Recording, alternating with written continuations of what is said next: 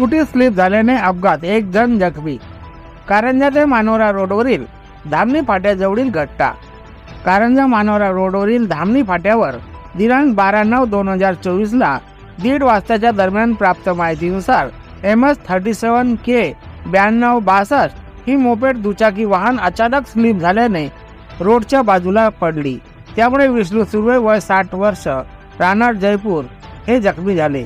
अपघाताची माहिती समाजसेवक दिनेश राठोड यांनी तात्काळ श्री गुरुमंदिर रुग्णवाहिकेचे रुग्णसेवक रमेश देशमुख यांना माहिती दिली.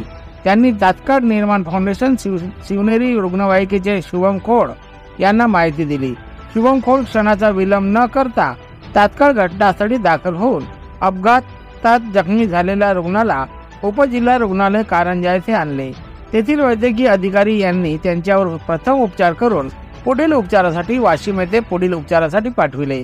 त्यावेळी रुग्णसेवक रमेश देशमुख यांनी त्यांच्या नातेवाईकाचे संपर्क करून त्यांच्या नातेवाईकाला उपजिल्हा रुग्णालय कारंजा येथे दाखल होण्याचे सांगितले.